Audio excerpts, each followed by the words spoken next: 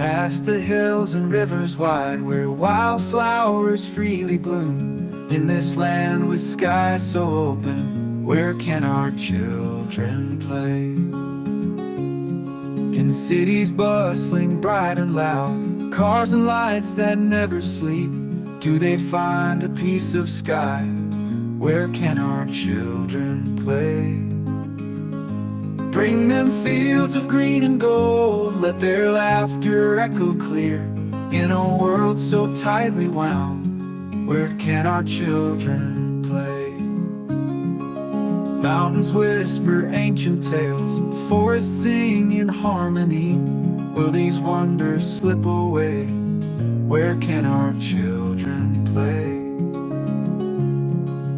Beyond the screens and towers tall, where dreams once were born and bred, do they carve new paths of joy? Where can our children play? Let's be stewards of this earth, guard the spaces wide and free. Do they find a piece of sky? Where can our children play?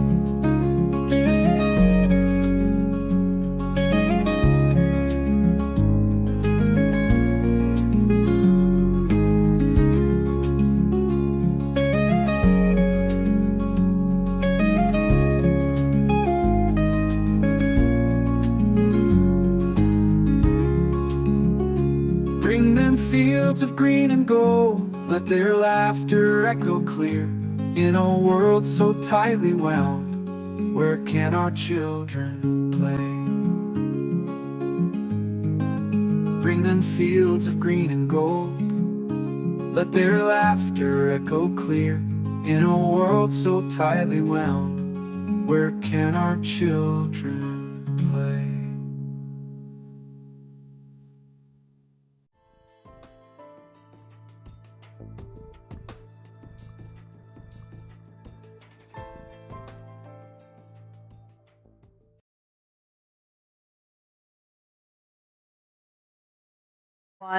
My name is Lori Gagan.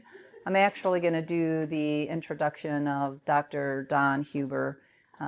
Dr. Don Huber and I met, I don't know, back in 2018. We did our first workshop together in a small little town of Charleston, Utah. And Dr. Huber came up to talk with a bunch of ranchers and farmers and soil biologists. But for those of you who don't know who Dr. Huber is, he's Professor Emeritus of Plant Pathology at Purdue University. He holds a BS and an MS degree from the University of Idaho.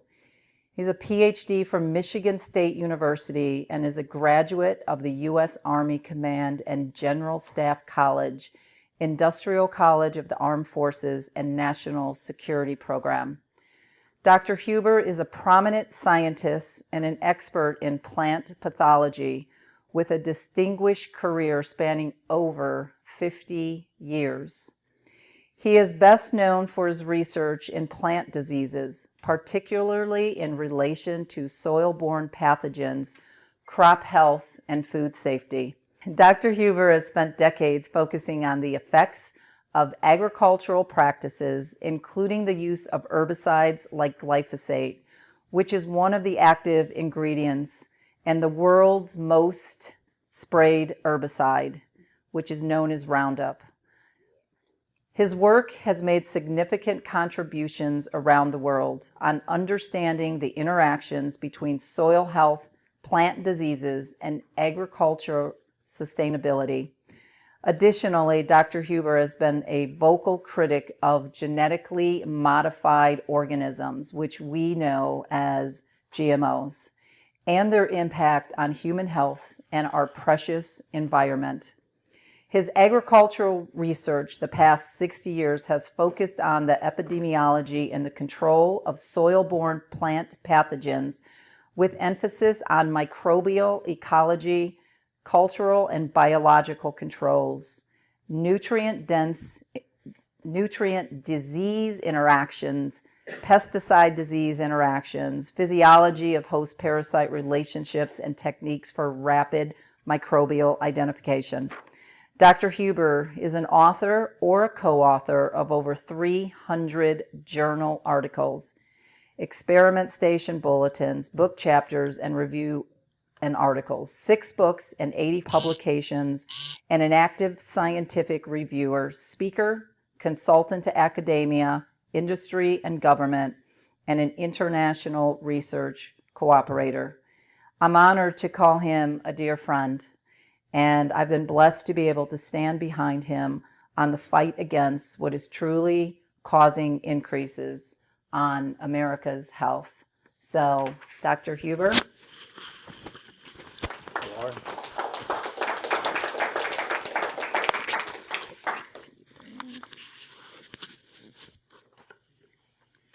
Lori, I appreciate the opportunity to be here. It's an honor to participate in your programs, and I appreciate the great work that you do.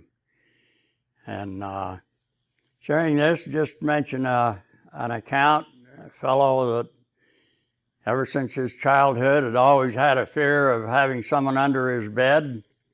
And finally, that feeling got great enough for him that he decided to go in and see a psychiatrist and see if he couldn't cure that. So he went in and asked a shrink if he could get some help, and psychiatrist said, yeah, I can help you if you'll just turn yourself over to me about 3 times a week.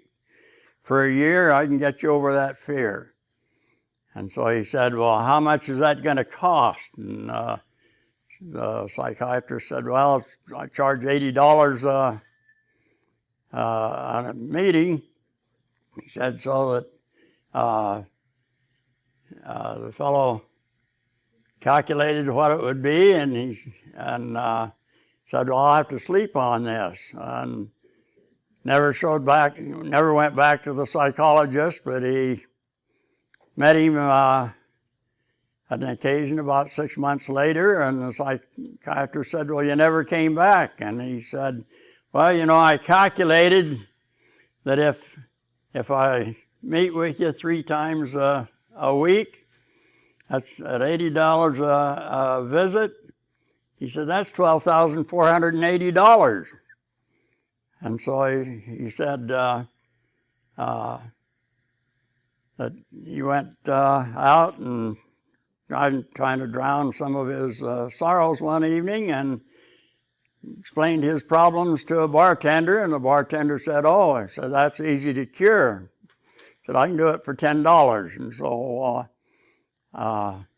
when he explained that he was cured and happy to save all the money that he would have spent going to the psychologist, and the psychologist said, well, I don't understand. He said, how in the world can a bartender cure a problem like you have with fear of someone under the bed? He said, oh, he just said, saw off the legs. And so did that and said, now there's nobody under the bed. There's no room there. And the moral of this is that it's better to get a second opinion, especially if you're relying on some of our regulatory agencies that have betrayed the trust and declared a lot of these things that we're using as perfectly safe, that we know in retrospect are causing very serious damage to ourselves and our families, the ecology and animals and crops that we're producing. Agriculture has the objective and responsibility to provide an abundant supply of safe, affordable, nutritious food and the other commodities that can be grown to support society. In fact, agriculture is the basic infrastructure of any society. And so in fulfilling that responsibility, we're really managing an ecology. That ecology consists of the plant, the abiotic environment, the very dynamic biological environment. And then, of course, you have pathogens and pests and those other items there, but it's how you manage this ecology that determines what your quality is, what your yields are going to be, and also what your pathogen and pest problems are going to be. So that in order to do that, we use some tools, and some of those tools have side effects. When you go to the doctor and he'll prescribe a medicine for you, and then and you say, well, what else do I need? And he says, oh, just beware of living, essentially with all the side effects, or he'll give some counter effects there. So that there are a lot of terms that are used in determining that safety or determining what the concerns are in use of those materials. And so I just wanted to go through some terms before we get into the actual items here. But a toxin is essentially anything that causes damage. We have a lot of natural toxins that are in the environment, and there are a lot of them then that would be induced or man-made types of toxins. If a toxin is absent, we can essentially assume that it's not there, except it depends on how you measure that absence. So that what we find with some of the pesticides, that they keep raising the sensitivity or reducing the sensitivity on the techniques that we're using to measure for them. So consequently, it says, well, not detectable, but that means it's not detectable with the technique or the equipment that's being used, not necessarily that the product isn't present in the commodity or identity or in the item that we're working on. So that you have to realize that when it says not detectable, you look at the technique that's being used, and if it's sensitive to, like the HPLC tandem aspect for glyphosate, that technique should be sensitive to at least a tenth of a part per million.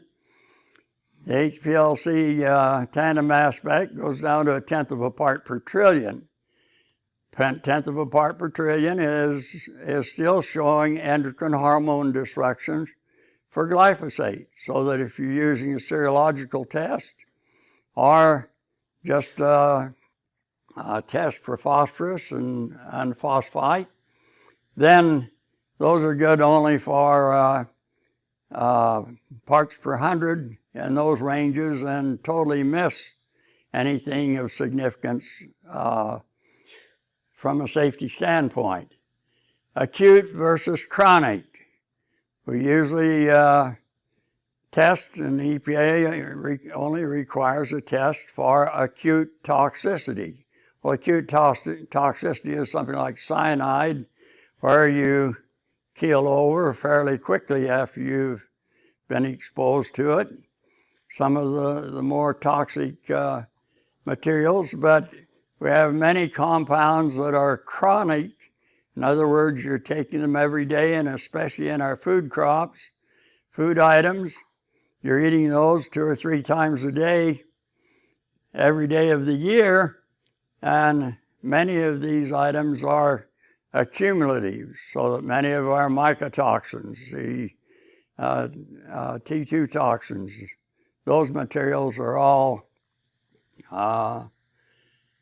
chronic and can accumulate for heart, liver, brain, and other damage, but they're not tested for chronic toxicity. They're tested more for the acute. And the figure that's usually used as the identifier in that is usually LD50. In other words, a dosage that has an LD50 on it would be, that's the dosage where 50% of the animals would find that product lethal. Sometimes we'll see the impaired mode of action, or the physiological process that is affected here. We also have a lot of natural toxins, natural products that can be toxic to us, and we need to recognize those, but those have been fairly stable for centuries, so that we have a pretty good idea of what those materials will be. We're still encountering a lot of natural toxins, your fluoride in your water, and a lot of those things that we're still struggling trying to get some of those cleaned up. And this year it's been a little more successful in that area. But you have a lot of microbial toxins that become a very serious problem. 2 million people, and this is a book from the Council on Agricultural Science and Technology on just the mycotoxins that are in our food and environment for us and their toxicity. So that the manner of exposure is going to determine also how high the risk factor might be for when you're exposed to it, or whether you have a risk for exposure.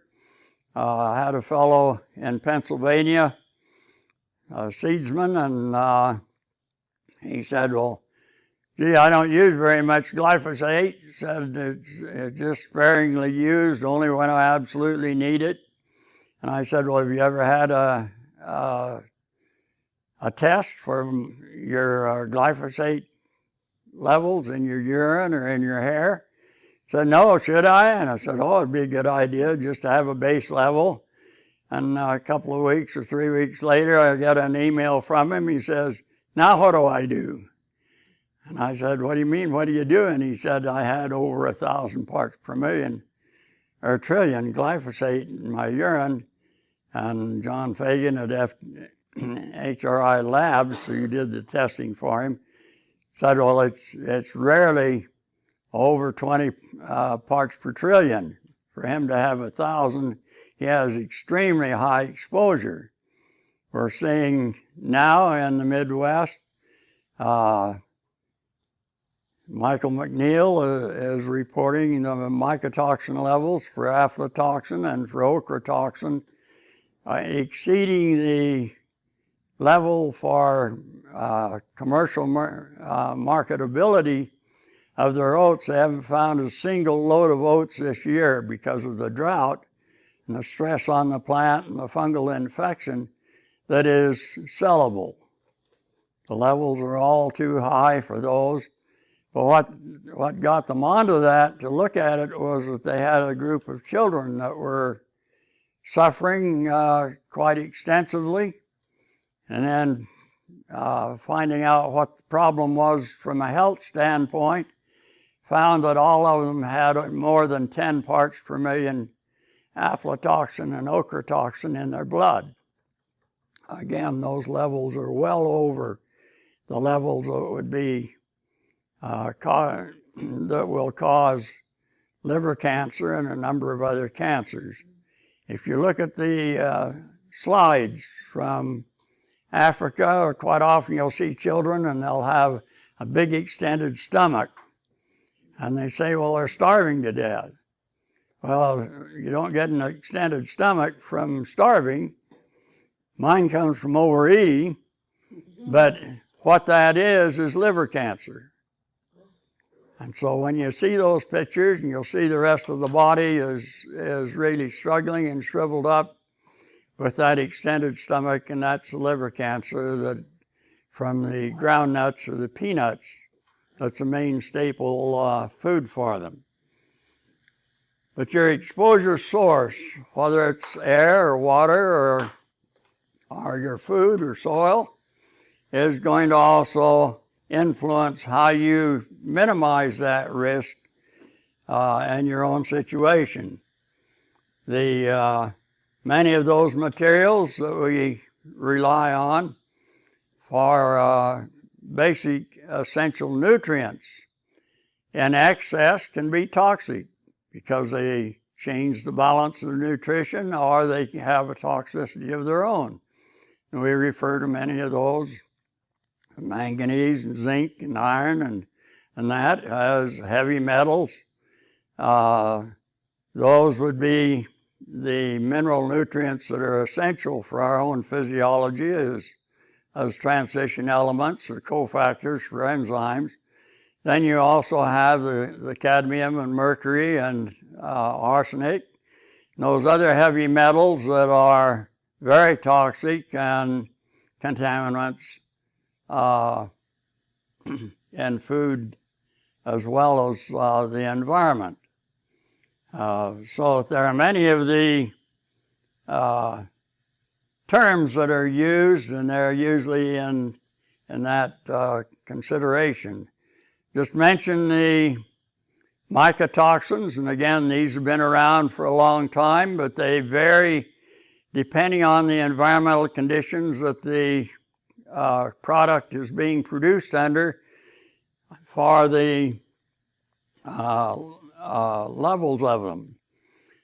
The other reason why I'll mention these is because with the genetic engineering, there are some changes in physiology that predispose plants to the fungal infection. Roundup Ready cotton, much more susceptible to the aspergillus fungus that produces aflatoxins, one of the most toxic or carcinogenic materials that are known.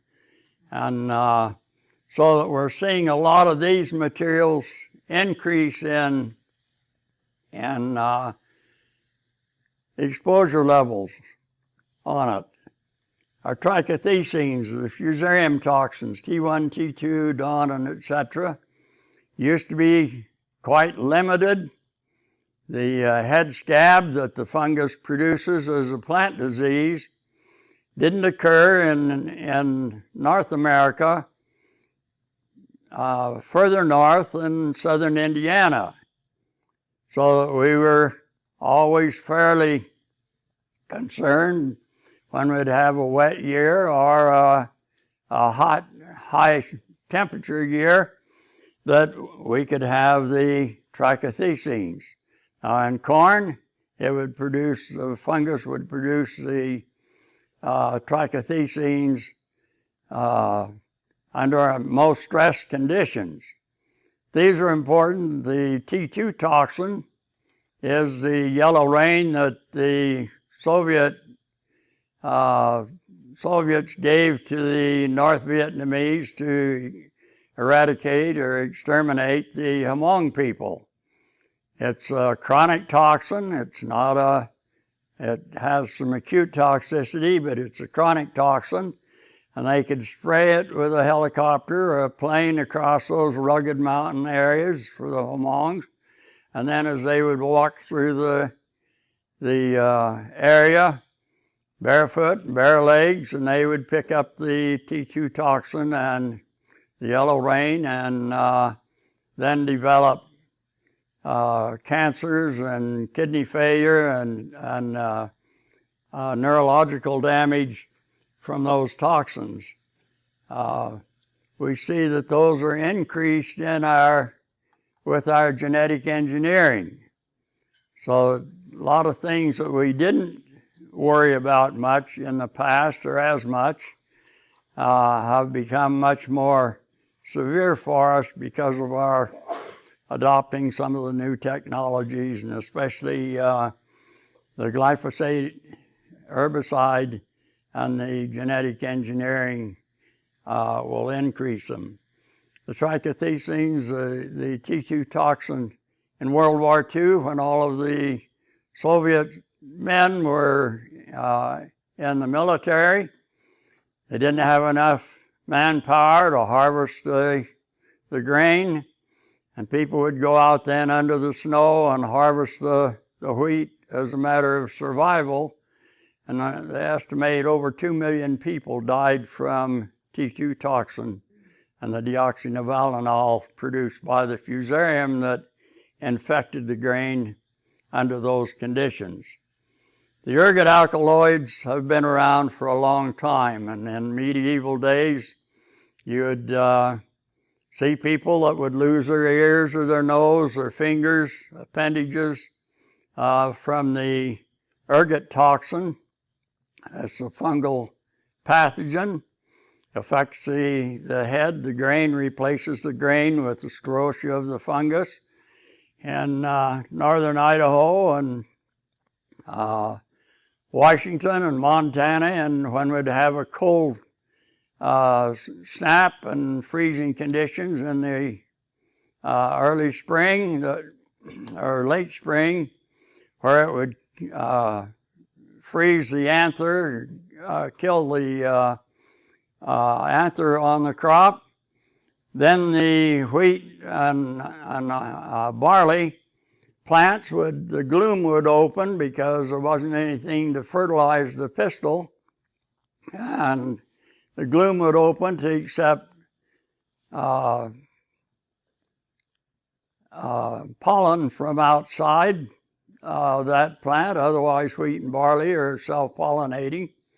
And when they did that, it also overcame the barrier that had prevented the claviceps, the fungal spores, from being able to infect the pistil.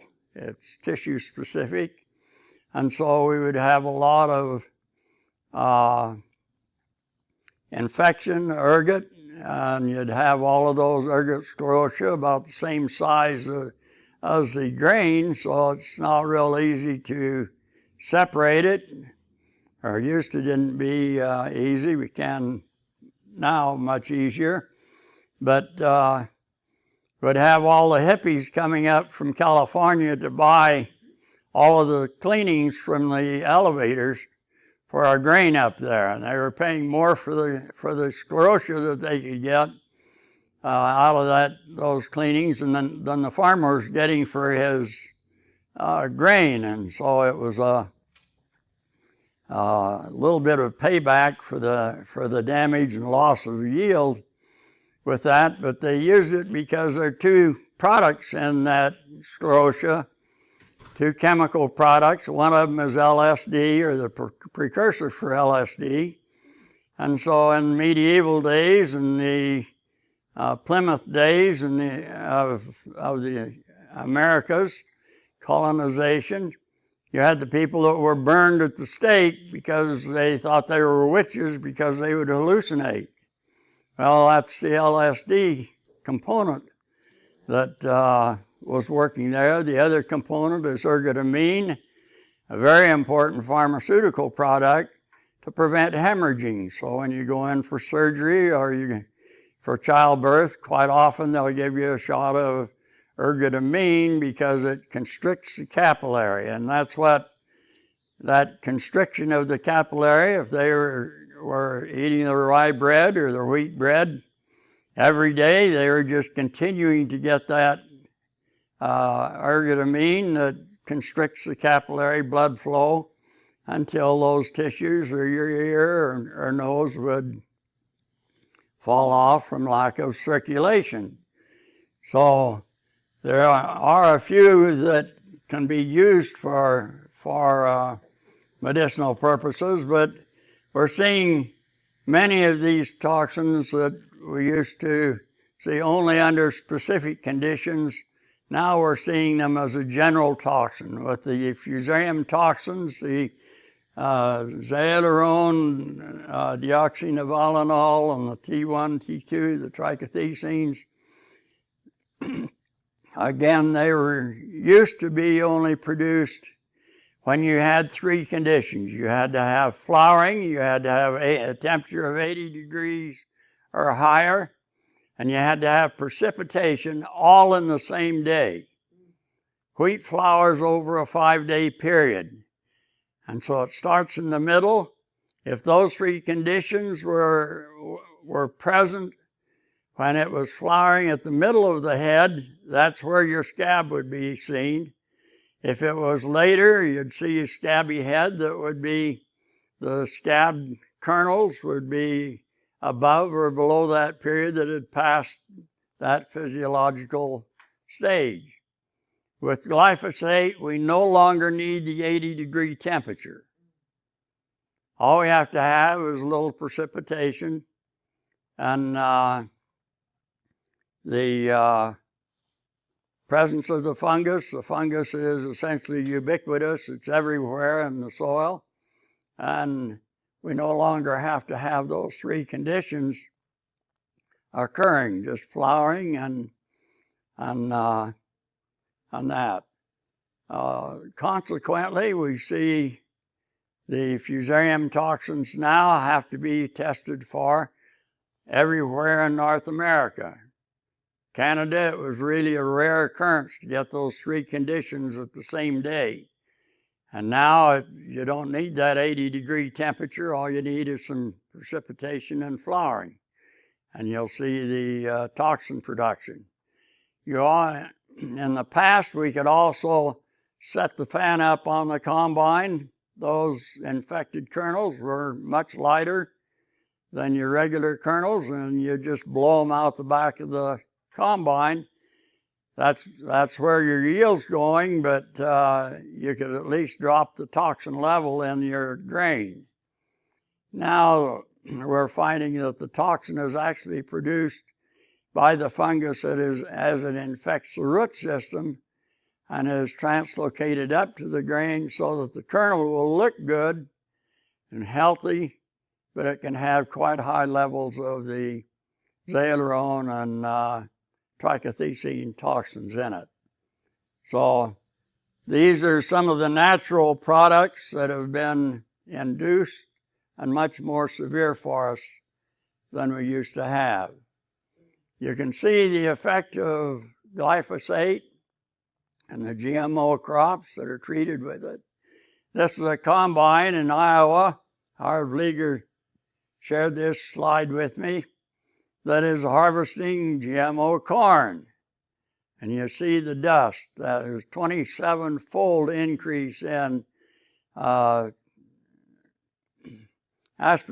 flavus, the producer of the aflatoxin and also the penicillium for the ochratoxin with the GMO crops, GMO corn. You can hardly see the top of the combine over here, where with the non-GMO, you'll see, you'd be able to see the whole combine outlined. So the exposure level is much higher. The incidence is much greater than it used to be. Again, we have a lot of the synthetic chemicals that have an effect too on our toxicity or our risk factors. These are endocrine hormone disrupting compounds that are fairly common in many of the commodities that we use in our homes and our farm and society. And you see DDT and 2,4-D. Atrazine, we were talking before the meeting here a little bit on gender dysphoria. Atrazine is, again, an endocrine hormone disruptor that can change a male frog into a female as far as its phenotypic activity, and it'll lay eggs and everything else in that area. Glyphosate, you'll see, is also an endocrine hormone disruptor, a 1/10 of a part per trillion. So it doesn't take very much of it to do that. If you look at the one picture up here, 1 part per trillion is like having a drop of glyphosate in 13,200,000 gallons of water to an Olympic swimming pool. So very potent material, and some of these are lead and paint and cadmium. Well, what do you have with all of our chemtrails and that going around and going up are aluminum and cadmium. So that we have toxicity coming from the air, as well as all of the other toxicities in other aspects of the environment. Again, the gender dysphoria is a critical factor for survival of a society. And we see all of those chemicals that can create this condition. You see all of the common chemicals that we have in exposure to in our society. This is our legacy from Vietnam with Agent Orange, 2,4-D and 2,4,5-T. Many farmers use these materials all the time. We've used them since 1955 or 1960 as herbicides, but you can see the effect of that endocrine hormone disruption from a toxin standpoint. GMO crops also produce toxic materials. Most of those we have no idea what their safety is or what their effects are because they're never tested. But we know that with every GMO product, there are many other proteins besides the protein that they're testing for, either tolerance or production. BT or glyphosate or glufosinate or dicamba tolerance.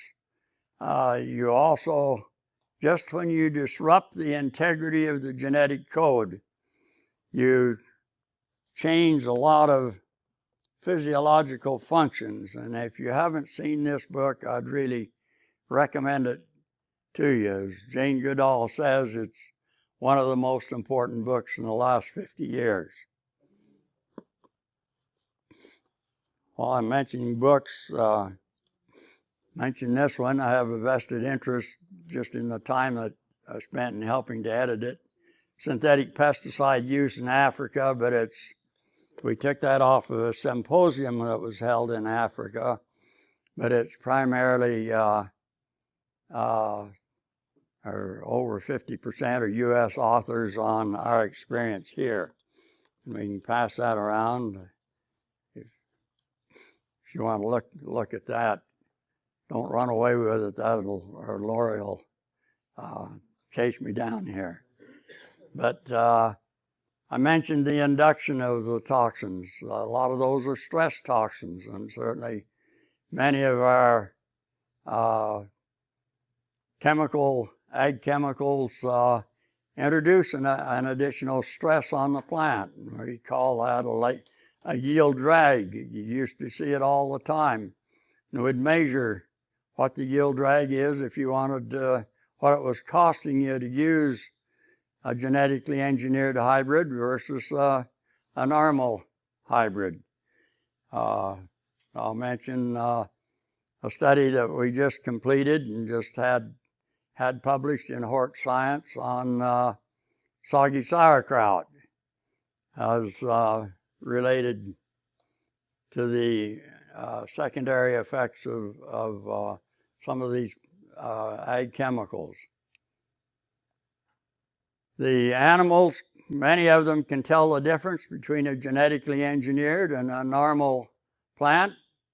These ears are isogenic or near isogenic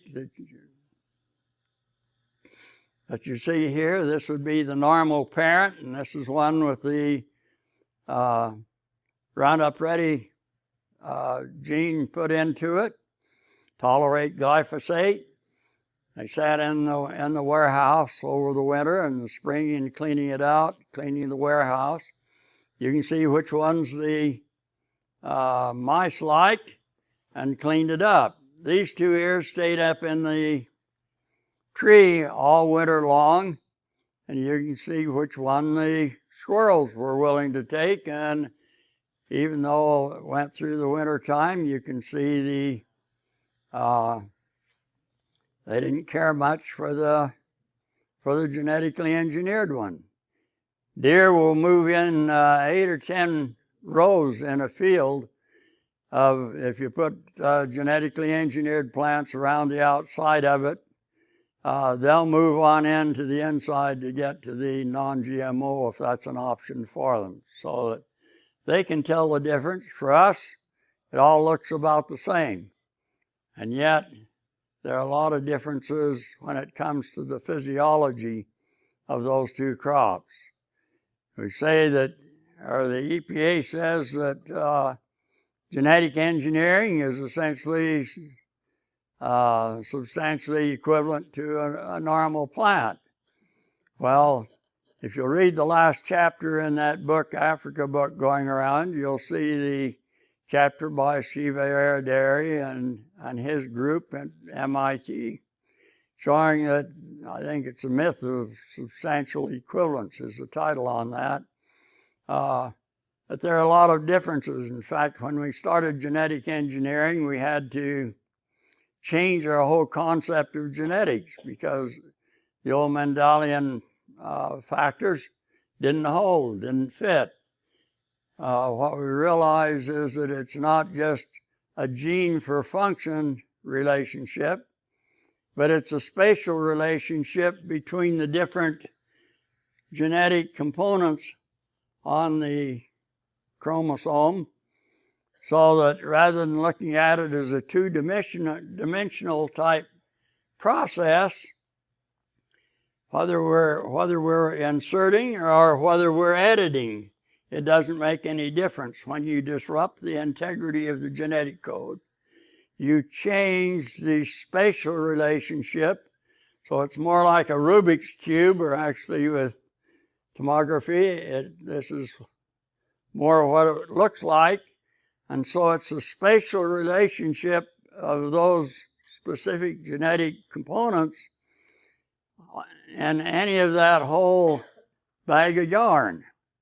It's not just this gene and this function or that. In fact, we realized that with sequencing. We thought there'd be about 8,000 human genes.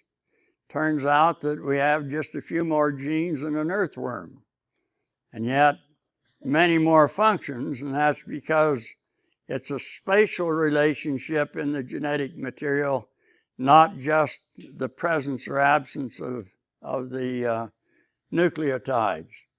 And with each genetic engineering process, we find that there will be as many for the Bt gene, the cryotoxins for insect resistance. In the genetic engineering, there are over 1,400 other known proteins that are produced.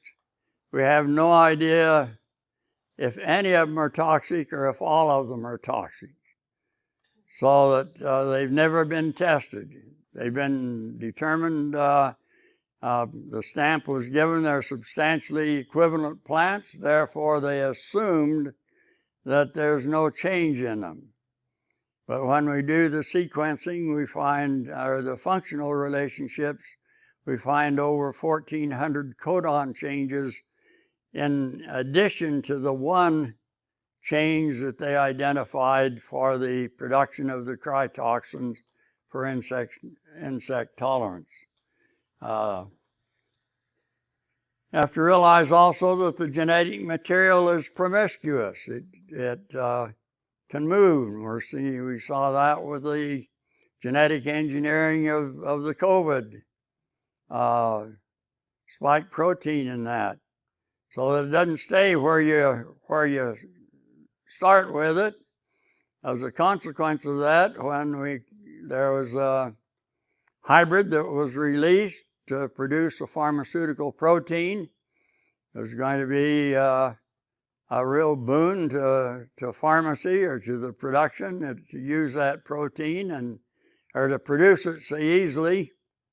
And it was later found to be very toxic, so that any field that produced that particular genetic modification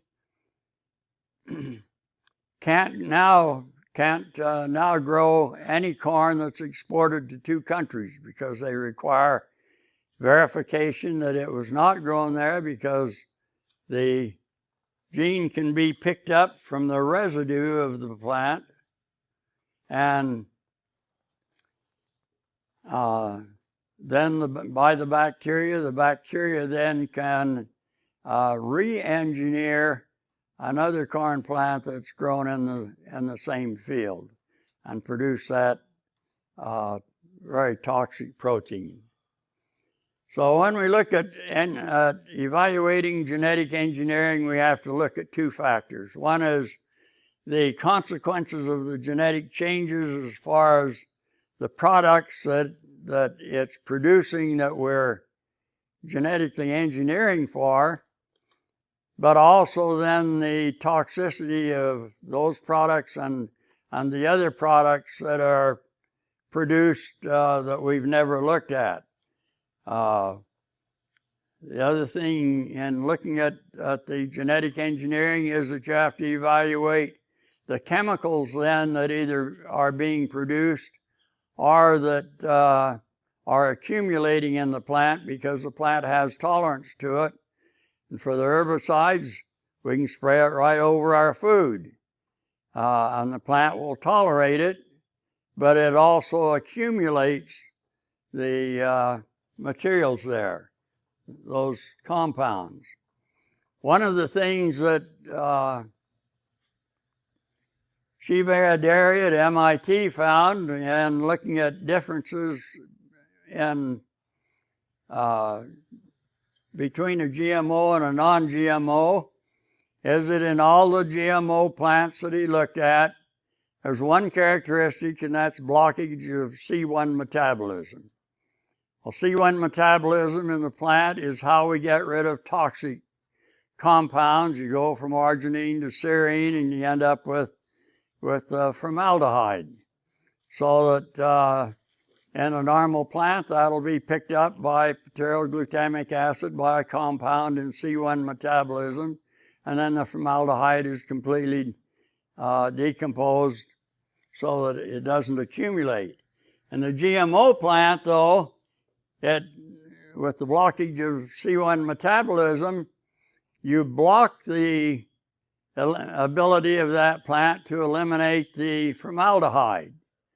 In a human, you see the formaldehyde is detoxified by glutathione, the primary antioxidant compounds.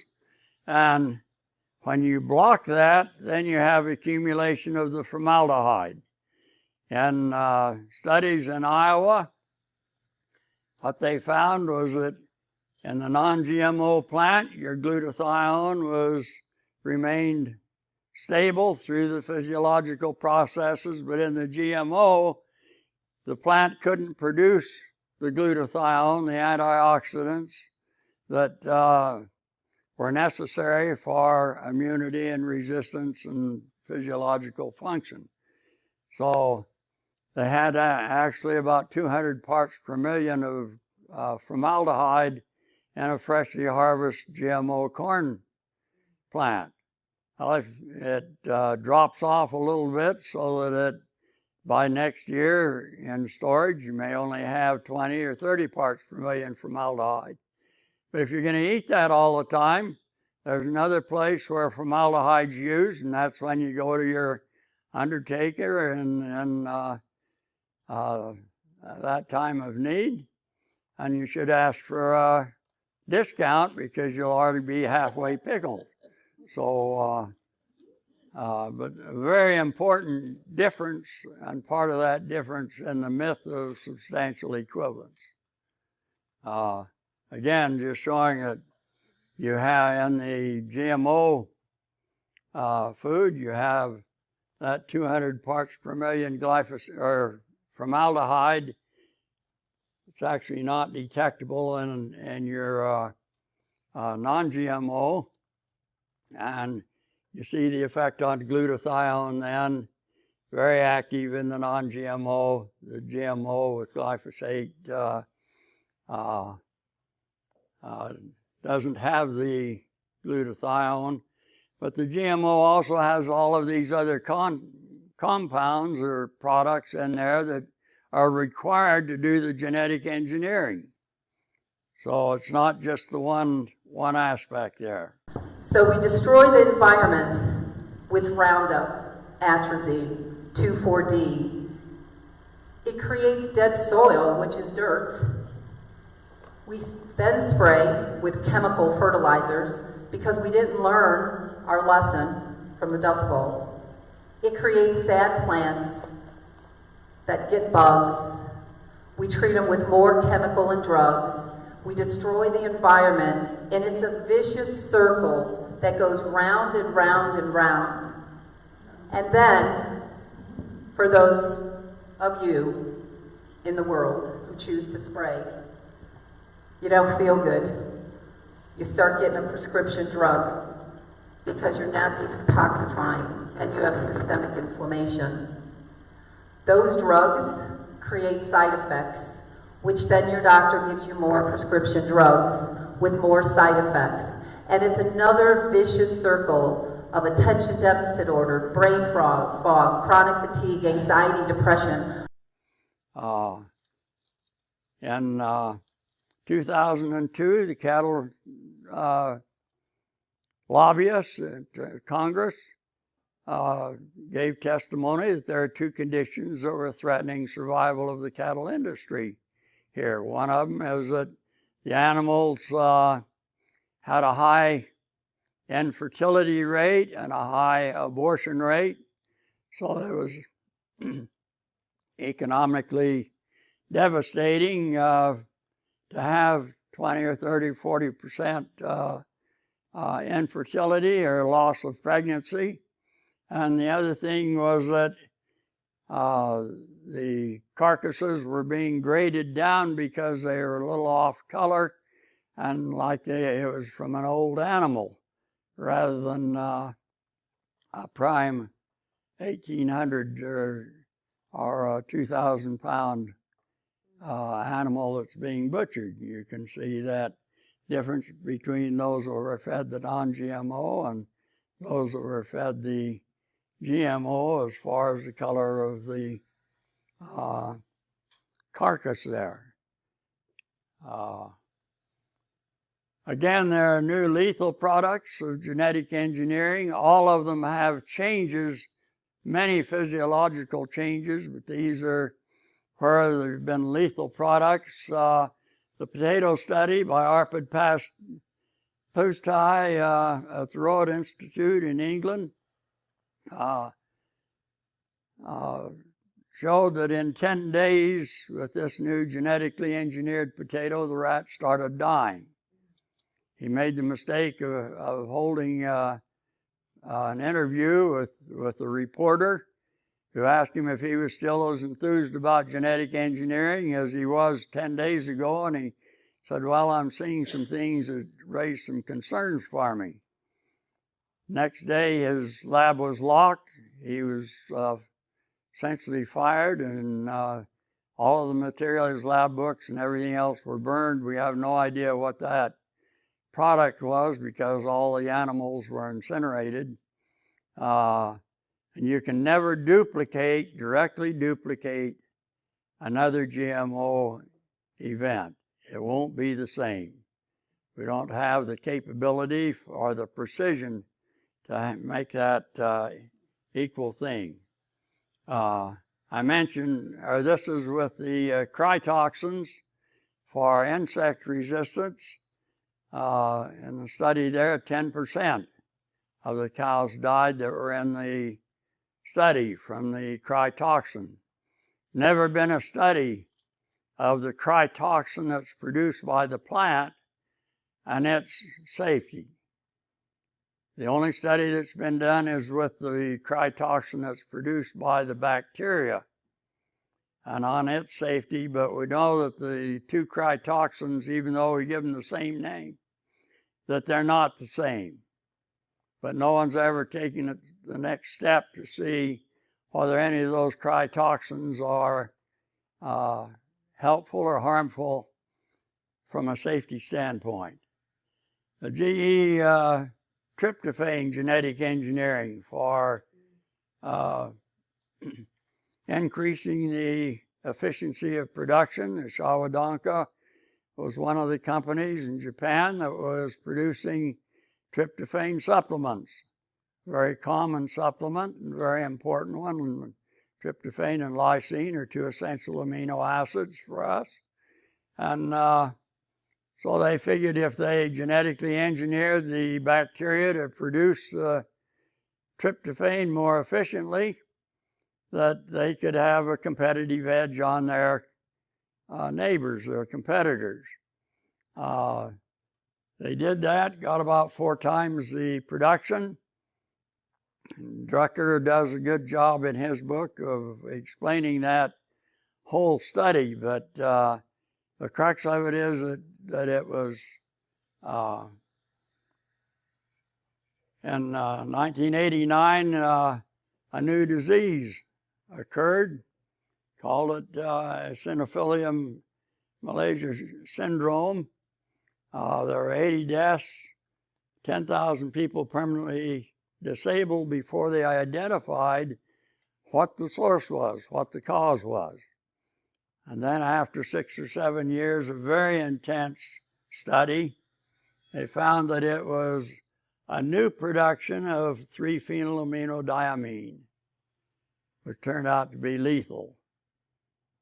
When they did the studies, and the company was very credible, when they did the studies, they had run it through a mouse study, and mice are resistant to this product, so that they missed it. And consequently, we had some very serious problems here in the production.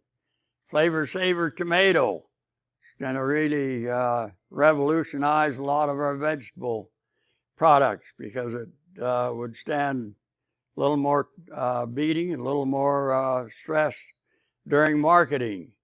It's found that causes stomach, the proteins cause stomach lesions, and 30 people died before they pulled it off the market. Very highly toxic protein then produced with the Starlink corn that I mentioned. They're even limiting the ability to use your land because of the concern about carryover of that toxin in the soil bacteria and re-engineering that. Shiva Dairy Group's work at MIT showing that with GMO corn and soybeans and other crops that you block C1 metabolism, which is the way we get rid of a lot of the toxins, especially the formaldehyde in our physiology. Formaldehyde is also a class 1 carcinogen. Again, this is just kind of a schematic of how promiscuous some of those genes can become, and if you looked at the COVID vaccines, and you see how promiscuous that messenger RNA is. So what we see is that the GE plants produce a chemical, the cryotoxins. Insects now have developed resistance to that toxin, so it's not doing any good, but we still have the toxin being produced by the plant in our food supply. Once we can put it in, but we can't get it out. And so if we're using any of those genetic materials that were engineered, even though they're not functional genetically or from an insecticide standpoint, they're going ahead and still producing the toxin. You'll see the other problem that we run into is usually your Bt toxin and your glyphosate herbicide resistance. Genetics or genetic engineering for both of those. Well, with your glyphosate application then, it's toxic to your beneficial microorganisms. That's why we have so many problems with celiac and with our toxicities to a lot of our grains is because the glyphosate has killed off the beneficial organisms that would have digested and broken down a lot of those products that are now there as toxins for us to have to tolerate. Pretty soon the insecticide remains in the food, and then we start producing the insecticide in our own bodies as a result of exposure to it. So that in 2012, The Bt insecticide was found in 93% of Canadian women tested at the Sherbrooke Medical Center in Montreal, and 70% of the fetuses tested had the Bt insecticide in their cord blood. Now, the only place that they could get exposure to the Bt toxins or the genetics in Canada at the time was in sweet corn. It's the only crop, the Bt crop, that was available, the only commodity that was available that would be consumed. So that you can see from a very limited portion of the diet, you're producing some very dramatic effects from a health standpoint that's never been determined whether it's safe or not from a actual safety study, but find that we produce it. So there are some common exposures from food and water, air, and the environment of these toxins. It's hard to run away from them. They're going to be there, and as a consequence of the toxicity or the antibiotic activity of glyphosate primarily, but also of some of the other